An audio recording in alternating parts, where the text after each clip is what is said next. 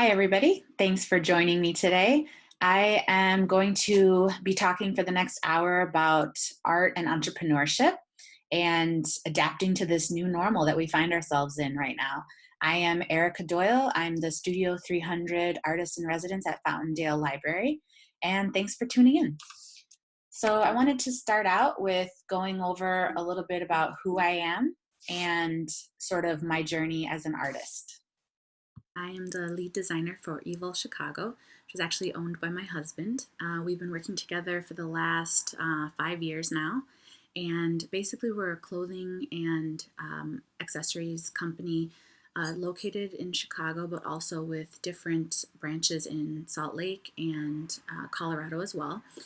We are an artist collective, and I had a team of designers that work on anything from hoodie design and tapestries to small pins that we send and vend at music festivals throughout Chicago, but throughout the United States as well. We also have an online shop that I'll be sort of walking you through and showing you our website. And then basically, let's see, I've been doing this now for 5 years, as I mentioned. And before that, I actually was working as a production artist for a company in Chicago called Remedy. They specialize more in the healthcare and hospital divisions. So a lot of the design work that I assisted in and helped with was mostly geared towards wellness. And actually, you know, I went to school and I learned how to use Illustrator and Photoshop, but a lot of my experience came from on the job training. I worked with an amazing team of designers there. And then later on, I met Misha and my husband, who owns Evol. And I started drawing again. I'd sort of left it behind, and I was kind of burnt out after working at the design firm. So I took a little break from that. And then I ended up, picking up a pencil, start drawing again, started painting. And one thing led to another. And before you knew it, I was working with them to grow Evol in Chicago. And basically, we started vending music festivals and traveling to different events throughout the US. After a few years, we were at some of the biggest festivals in Chicago: Spring Awakening, North Coast Music Festival, as well as heading up, all kinds of events and things like that. So my work sort of shifted from sort of this like behind the scenes kind of person to more of a lead, and I had to take on sort of a creative director role where I was assisting and really, collaborating with some amazing artists that we've had. And it was a real pleasure to kind of get to collaborate and create, these different tapestries as well as pins and clothing, and sort of bring all our ideas together. So that's a little bit of what I do. I just wanted to walk you through the Evol Collective website. So this is our homepage right here. This was one of the newer designs that I came up with, Evol Worldwide, but I will talk to you guys about that in a little bit. So let's go through. I want to show you some of these face masks. Now with COVID hitting, this was actually a really popular product that we released. Again, these are not anything that's medical grade. We don't, we're not trying to sell these to doctors and nurses or anything like that. These are just sort of comfortable, washable, and stylish face mask bandanas that we have been designing for years, but we sort of re-released them to our audience right around March, when things started getting a little bit serious in the United States with COVID. So we actually also donate $1 from every purchase gets donated to Feeding America. These are just sort of longer pullover style that goes over the face and can kind of just be used as like sort of a little stylish expression. We found that a lot of our customers, our Evol fam, as we like to call them, they didn't really want to be wearing these other face masks that are just kind of boring. They wanted something that was a little more vibrant, the colors, and had some of our popular designs that we're known for. So that was definitely a popular product that we've released recently. And then I wanted to show you guys some of our apparel that we're known for and that we have designed recently. These are the Evol We Love House Music joggers. So it has our popular design sort of split across the calves. And we just dropped these last week, actually. So brand new, and people are loving them. They're like a premium fleece quality. So definitely something to check out. And then this is the Evol Collective Worldwide long sleeve that we just did with a full reflective metallic ink. The idea being that Evol can sort of spread across physical boundaries, and the idea that we can our tagline is the evolution of love. So really sort of spreading across the globe. Also, wanting our desire to want to explore and continue to travel. I mean, it's really hard right now, obviously, with COVID, but something that's always been really important to us is just embracing other cultures and continuing to spread to different places and around the globe. Let me show you this other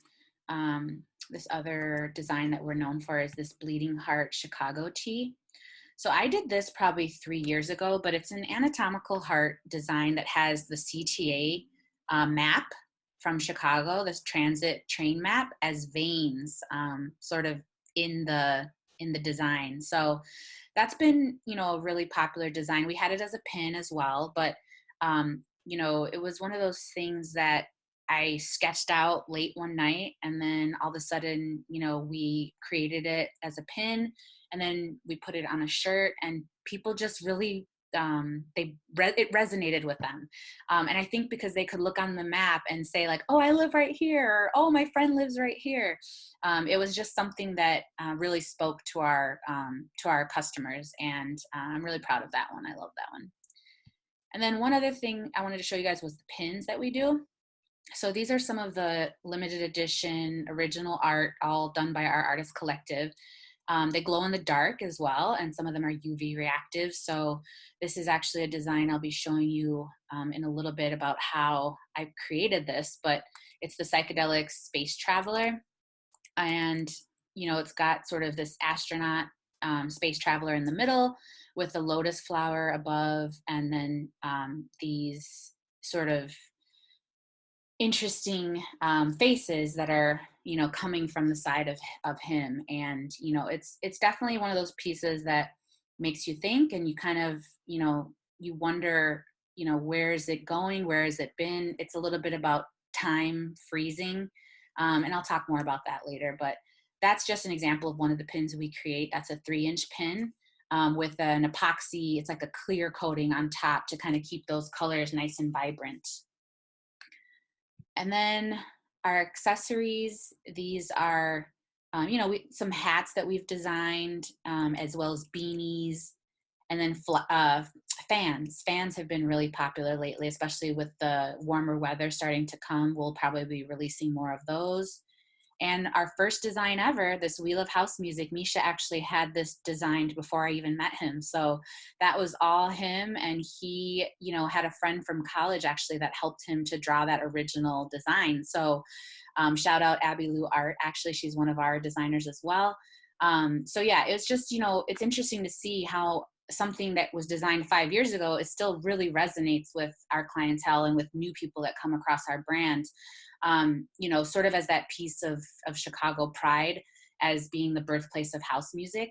And I think that, whenever we come across people and we see that flag, everyone's like automatically bonded. You're like, Chicago, Chicago. And you just find each other at a festival, or you run into each other at a street fair or something like that. And it just automatically, creates that bond. So we love to see that.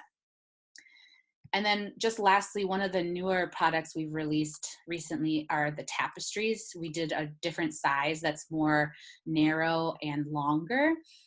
Again, these are sort of wall hangings that, especially now with COVID, people are spending so much time at the house, right? And we wanted something that they could use in their living room or in their bedroom and sort of brighten up their day, brighten up their space, and something they could identify with.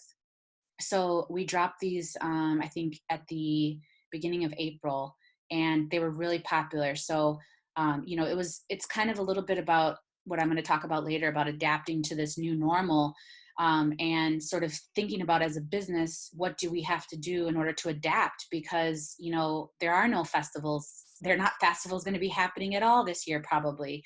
So although we tend to, that was our go-to, was vending at music festivals, we now have to sort of shift our focus to more online sales and targeting possibly and creating different products for our clientele. And that's all, that's part of what we're going to be talking about later today. So I wanted to talk about my design process with you guys, sort of start to finish, give you an idea of what a typical project looks like for me for Evolve Chicago. So generally, I'll start out with brainstorming. This can be individually, sort of researching ideas, coming up with a mood board of different images, looking for inspiration, if you will. And then we'll kind of brainstorm as a team, throw out ideas, me and my husband, as well as the other artists. We'll sort of start brainstorming, and then we move into pencil sketches. So these are just rough ideas, getting your thoughts down on paper and coming up with some rough sketches that we can use as a jumping off point and start to get a more visual idea down. Third, we'll move into drawing in Illustrator. So I generally take my pencil sketch, and then what I'll do is I'll create it at like a 20% opacity in Illustrator, and I'll use that as my guide as I start drawing my vector illustrations in Illustrator. Then my fourth step is leading into production. So a lot of times we will be creating, for instance, for pins, we'll create multiple color variants. So we'll have to decide what has glitter, what has specific epoxy coatings or different color, and that's all production stuff, right? That's things that I work with Misha, who is our production manager and handles all the production details and does an awesome job, by the way. And so we'll go through and we'll look at final proofs together from our manufacturer, and we'll sort of finalize the projects there. And then once we get our product in hand, we will take photos and start marketing and start sales. That's where we will be usually vending in person at an event or at a music festival. However, due to recent COVID situation, unfortunately, all our music festivals are canceled. So we are shifting to online sales and marketing. So that has been a big shift in our business model, which I'll talk about later on. But that's pretty much just giving you guys from beginning to end. That's my design process. So our first step in the design process is to brainstorm, right? I'm usually searching for images or color palette ideas or inspiration that just helps me sort of reflect on this concept or idea that I've come up with, but in a visual way, right? So I'll create what's called a mood board, and it sort of gives you the mood of the piece, right? That's why it's called that. And so if you take a look at some of these images that I've put together here, this was what I started with as just, sort of goals or ideas that were visual that I really liked. So this piece that I am going to walk you through creating was, it's called the Space Traveler, Psychedelic Space Traveler. And he's an astronaut, right, who's in space. And as you can see sort of here with this, his feet are sort of dangling. He's hanging around in space. He's floating through time and space. Those were all sort of ideas that I wanted to make sure I could convey with my illustration. And then also this sort of color palette that's very dark and I'd say almost like a midnight color scheme, where you've got these dark blues and dark purples, but also some pops of orange, red. That was something I really liked because I thought it fit well with the theme. Um, so that is a little bit about the brainstorm mood board that I use.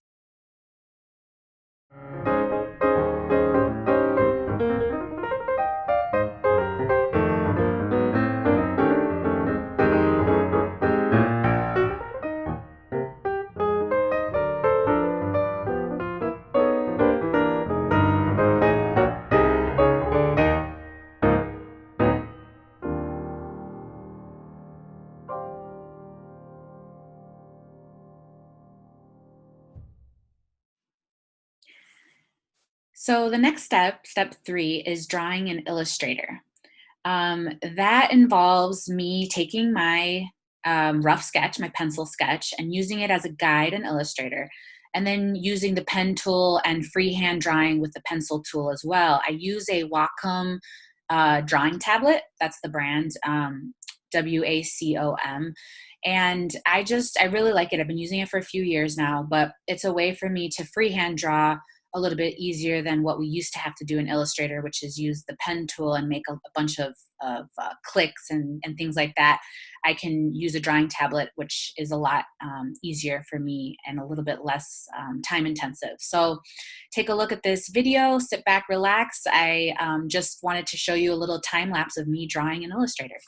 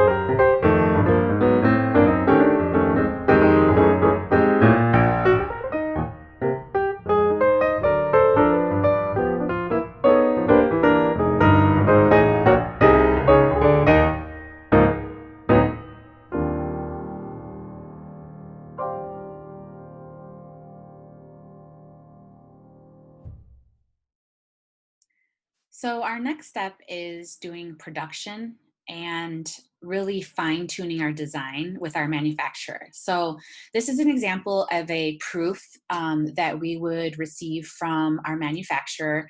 And it would have, for instance, the Pantone colors that I've picked out. Usually, there's about, I'd say, 7 to 8 colors with their Pantone numbers, as well as indicating what color line work the pin's going to be. So example here would be black line work. And then we'll also indicate the glow, what areas of the pin we would like to be glowing. So in this case, it says that the white will be glowing, which we've have found is the best because it creates a brighter glow. And then also you'll notice there's an X where there's a cutout. So there's an X over here, and then in between the beams of light to create empty space here. And that is all on purpose as a way to create depth and sort of show the material that's behind the pin. I almost never do a pin that doesn't have a cutout, although you can find them out there. But my pins generally are designed with some sort of cutouts that just creates a little bit of depth, and I really enjoy doing that. And then also you'll create what's called a back stamp. So right here it'll have the name, which is Psychedelic Traveler, as well as our logos, Evil Chicago and Erica Lissette. And then I'll do like a design on the back that is simplified, but also can add some, visual interest to the back of the pin.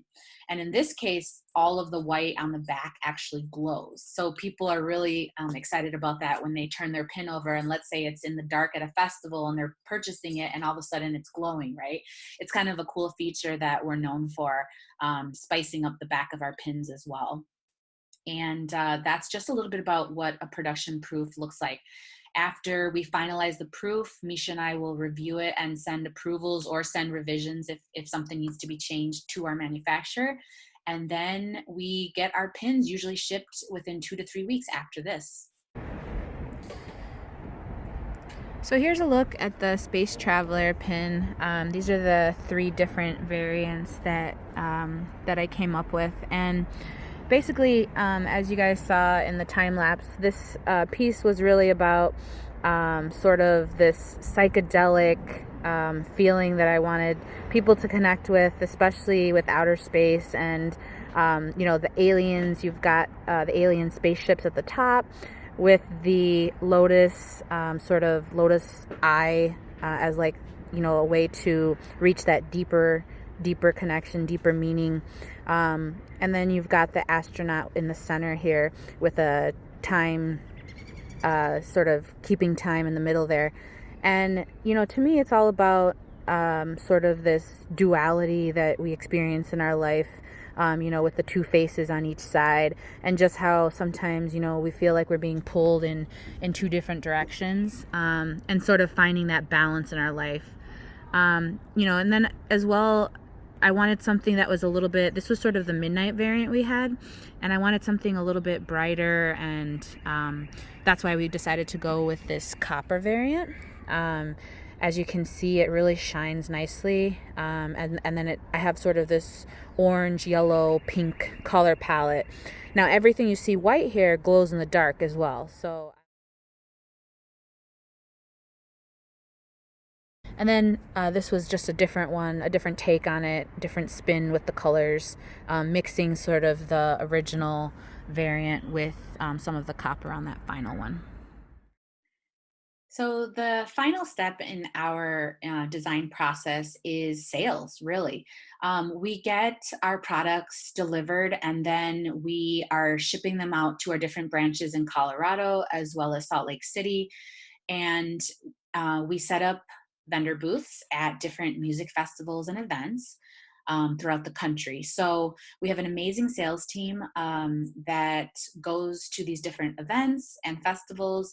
They set up a vendor booth, usually a 20 by 10 booth. This is a photo here of a popular summer festival that happens where we set up our tapestries, usually along the back, to showcase our art. And then we have, as you can see in the front here, a table with our different pins and fans and accessories that that our customers can sort of browse as they walk into our tent. We've really strived to create sort of a welcoming atmosphere where our existing customers as well as brand new people that come across our brand can enter, talk about art and music and create sort of that welcoming atmosphere. Hey everyone, my name is Misha. I'm Erica's husband. I'm also the owner and CEO of Evol Collective, also known as Evol Chicago. We have 3 branches in Colorado and Salt Lake City, but this is our headquarters here. I want to show you a little bit of our space. This is where we keep a lot of our inventory. This is where we do some of our printing, and this is also our distribution center for shipping online, since we're doing a lot of that right now due to COVID-19. So let me take you a little bit. So over here, we have majority of our pin selection. We labeled all of the pins depending on the variants and everything like that. This is also where we keep a lot of our shipping stuff that's getting ready to go out. Obviously, it's always a struggle to keep everything organized and clean, especially when doing inventory. So we try to do our best when keeping things organized, especially when you're shipping out, distributing, or just wholesaling to other companies. So as we continue over here, you're gonna have all of our shirts, hats, scarves, pashminas. Everything is labeled as best as we can. We got jerseys that we just got in. We have some awesome pieces that no one has seen yet. These are designed by Erica Lissette. These are the octopus leggings that we will be releasing going into the summer for girls who are doing yoga, hanging out at home. But that's majority of all of that. So something I wanted to talk to you guys about was sourcing blanks. What this means is that every single time I go to print, I need to find the shirts that I want to use, or the hoodies, or the zip-ups, or the long sleeves, hats, anything that I want to use. I need to source it from another company since we do not make it in-house. This means that I find companies that I like the blanks. For this one, I sourced it from an awesome company from California called Lane 7 Apparel. I don't usually share this secret with a lot of people, so this is a little bit of an insight, but I love this company, and I'm going to show you guys how we print our zip-up hoodies that we're releasing for this spring. We are releasing a black We Love House Music zip-up, which is super cool. It's got a fleece interior on it. It's a little bit of a heavier weight, but it also does a really good job staying nice and cool because you could unzip it, and just one of our favorites. So we're going to start off by showing you what we need and then the process of how we're going to go about creating a garment if a customer had ordered one. Okay, so first what we need is an X-Acto knife. These, we have some extras, so we'll grab one of these. Then inside of here is where I keep all of our Plastisol heat transfers. And as you could see, we have multiple designs on one sheet. This is called a ganglion sheet. It's an extra large sheet, so we're able to put multiple designs onto each garment. And what's awesome about it is that if we want to do different locations, we are able to do so by cutting out where it says Evol Chicago. This star is an independent one, and then this design is one full one, which is really, really cool and cost effective. So what we're going to do is we're going to grab our X-Acto knife, clear your workstation area, and what we're going to do is we're going to cut along the lines in order to cut out each location of print. So nice and easy. It's really simple to cut something out like this as long as you're following the correct lines of when you designed it initially. These are all AI files that we created. Erica helped me out with this, especially with putting everything onto a AI document, so we were able to submit it to the printer and have them done correctly. And as you can see, some of these spaces are very, very tight, so you need to make sure that when you are creating your document that you are leaving enough space as a cut line for yourself. So right here is technically all for one garment, which is really, really cool, and it's nice and simple. Then the second one, you could pretty much go ahead and cut this out. I almost did the wrong one. See? So this is a separate one. Then Evol Chicago is a separate one. I go ahead and cut that out. It doesn't matter how you cut it, because essentially this transfer paper, it gets peeled off. So whatever is comfortable for you when cutting, it's sometimes you want to leave a little bit of paper so it's easier to pull it off. Picked out my garment. It's going to be a large zip-up black hoodie. What we're going to do is we're going to print 3 locations. The first one is going to be chest front right.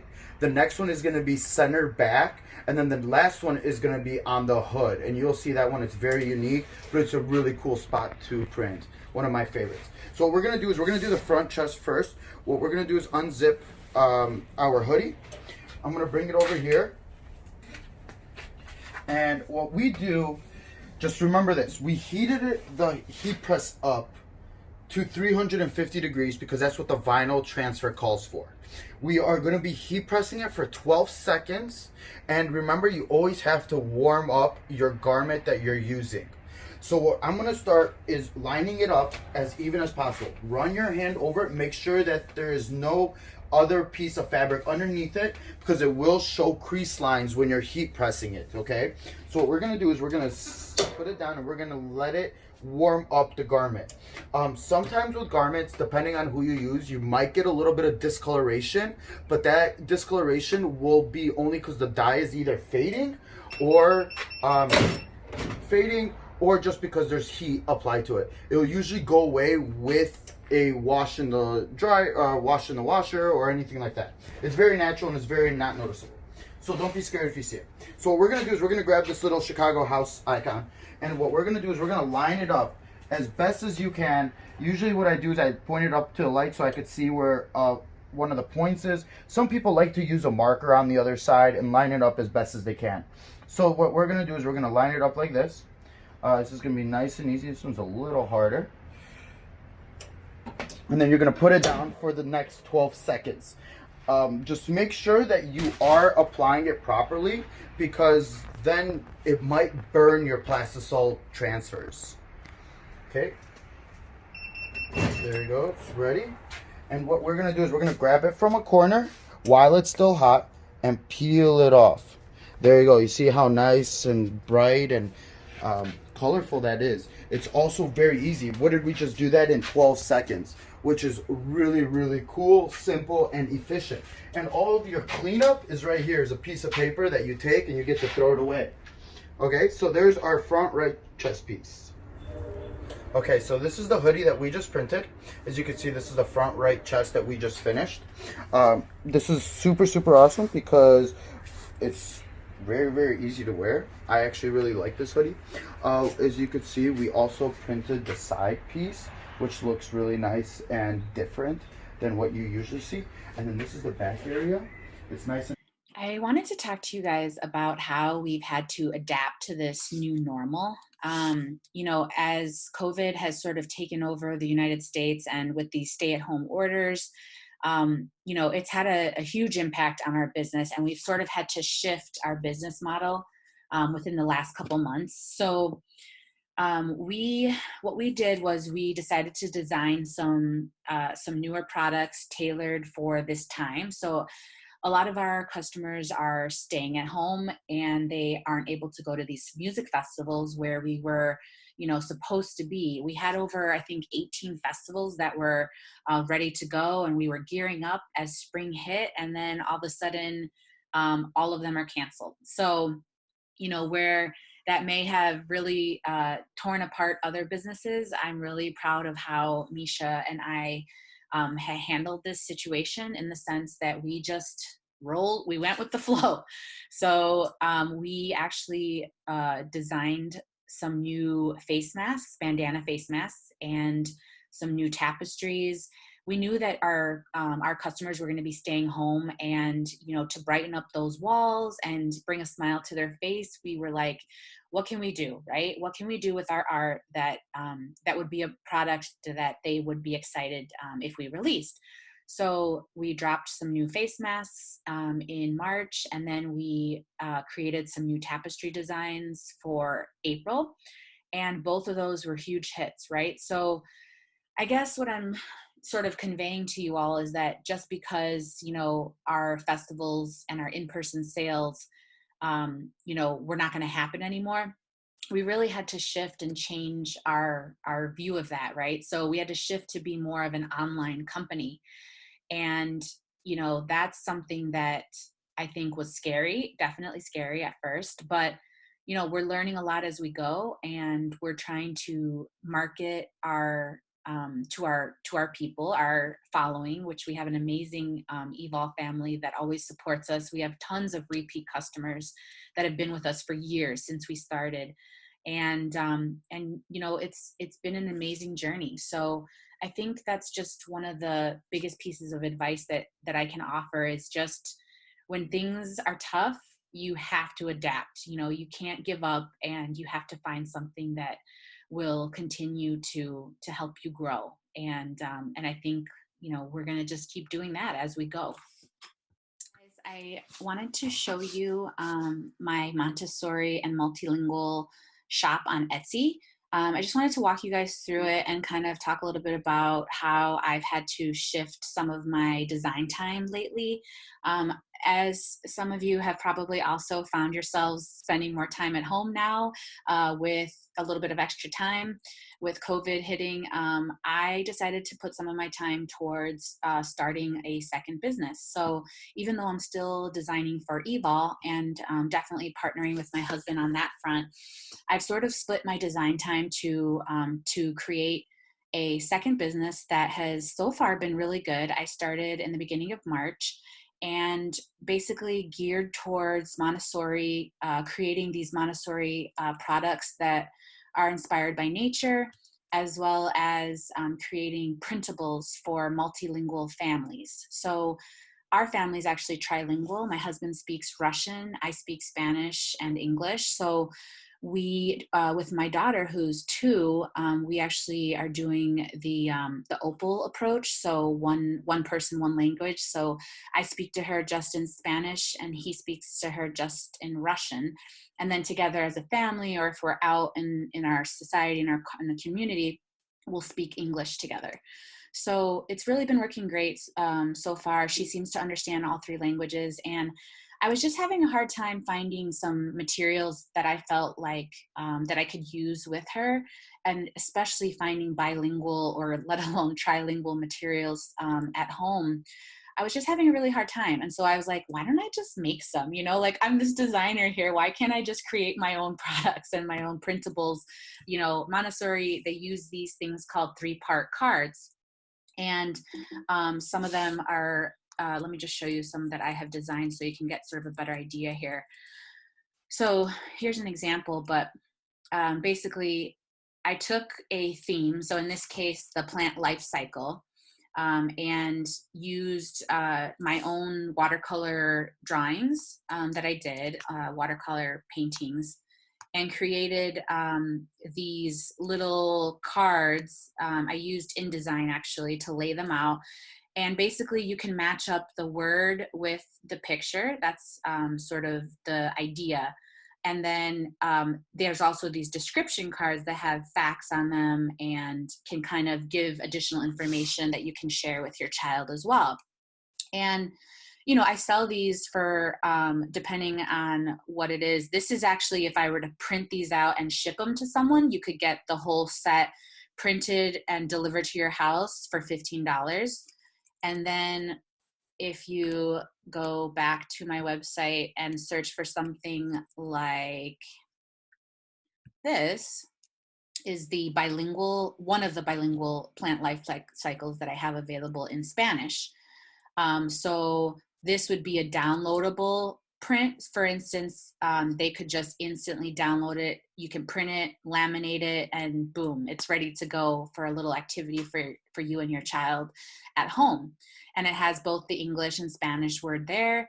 And so you're exposing your child to multiple languages, and you're able to read in your mother tongue. So in this case, if I wanted to read to her in Spanish, I could read the descriptions, and we could have a science lesson in just Spanish.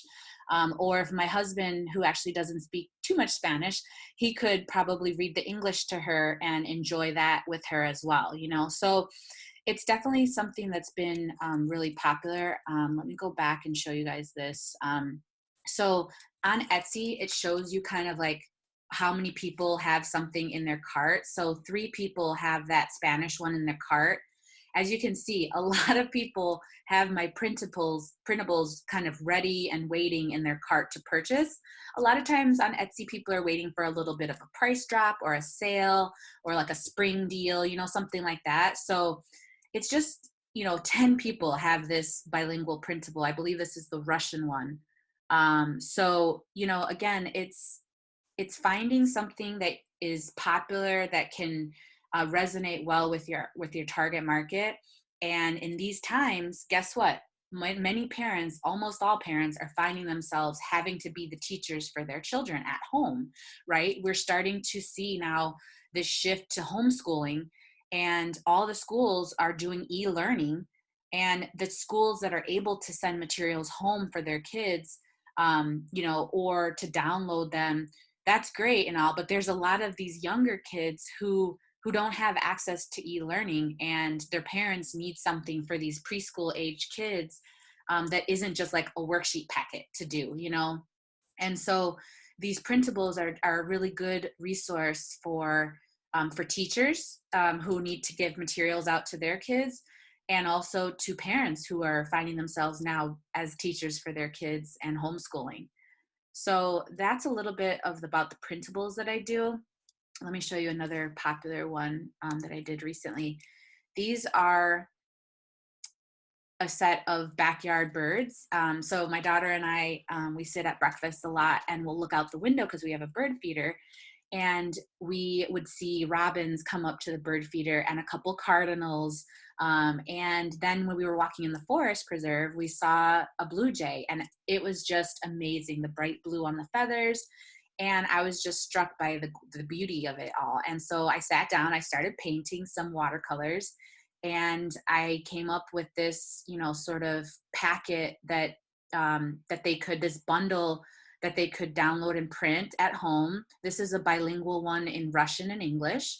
But basically, I used my illustrations and my drawings and my paintings to create this blue jay anatomy chart. There's an American robin anatomy chart, as well as a cardinal.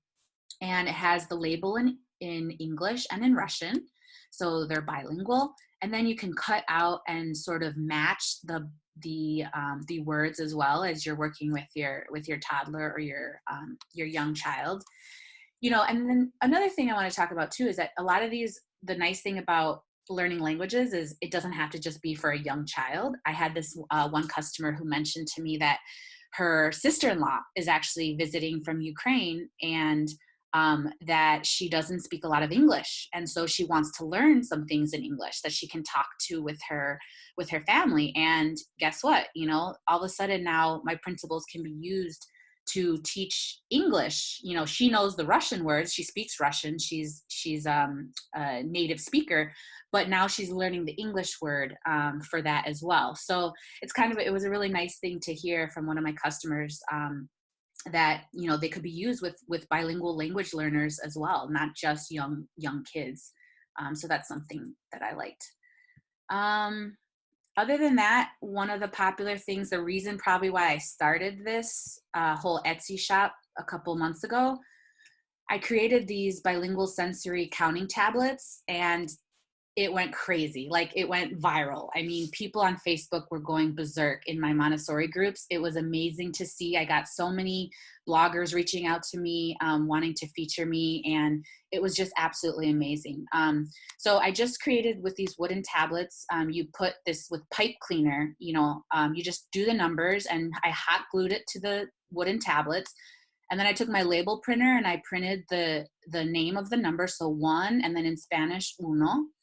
And I just put like an abacus style with beads on the side so that my little one could physically count with them. And then I use seashells, but other people, if they have other things, they could also, again, this is sort of like, it could be a DIY project that, people at home want to do. But I have sold already about 3 of these sets. It's a little bit of a higher price tag. It's $24 for 1 through 5, or $34 for 1 through 10. And so this is what you would get delivered sort of in the mail. You could pop it in a box or a basket like this and display it to your little one.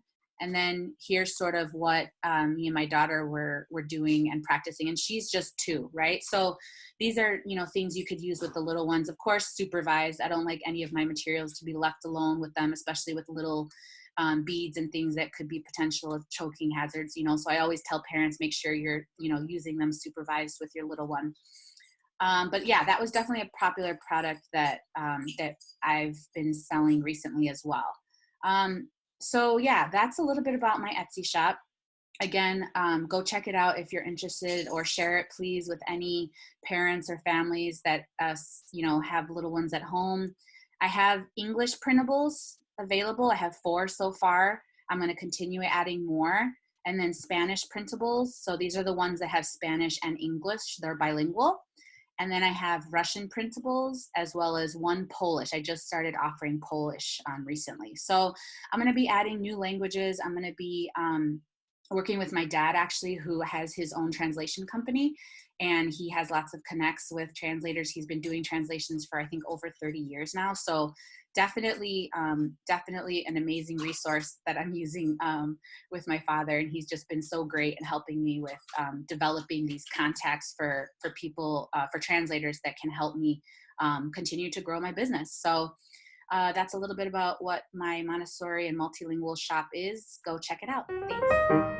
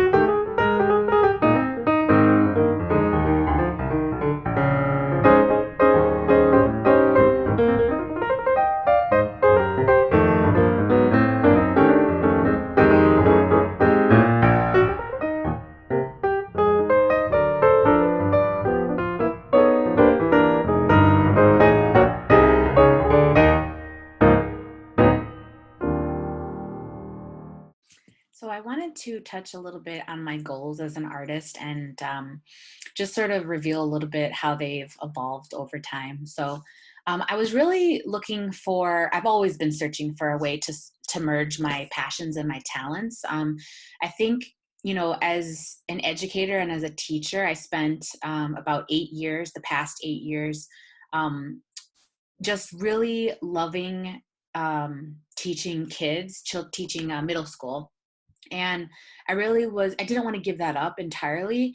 But I also wanted to stay home with our daughter, who is 2 years old now. So I was looking for a way that I could merge sort of my love of education, but also my passion for art. I've been designing with Evol for the last 5 years now, and I love it. I absolutely love creating art and watercolor paintings and doing digital art and illustrations. So I knew that there was, if there was a way that I could merge all of those, that would be ideal, right? So when I came upon this Montessori and multilingual idea, I really was excited about it, and I still am. And I think that there's a lot that I can do with it. And the thing for me is that I wanted something where I could do more than just make pretty art. I wanted something that was meaningful and had a purpose. And so, what I love about this new endeavor of mine is that it's true to my goals as an artist. Yes, I am doing watercolor paintings, but I'm doing them to create 3-part cards to teach my daughter and to teach other people's children through printables in my Etsy shop. So it's really sort of an amazing opportunity. And, even if it's as simple as making somebody smile, whether I'm doing a tapestry design for Evol or I am creating, bird illustrations for my daughter and other people's children, I really am staying true to my goals as an artist. And that is something that I am really proud of. All right. Well, I hope you guys enjoyed today's talk on art and entrepreneurship. I hope you saw how to sort of think about adapting to this new normal. I know that all of us are struggling with COVID-19, and I want you guys to know that we are here for you. We are trying to create art and continue with our lives as best we can. And I hope you'll join us on this journey. Please like us and share if you like this video. Also follow us on Facebook and Instagram. I go by by ericalisette.art, and my Facebook group is The Art of Erica Lisette. Also like and share us at Evol Chicago, and check out our website, evolcollective.com. Thanks so much for joining us. It was a pleasure. I look forward to all your questions and comments. Thanks so much. Bye-bye.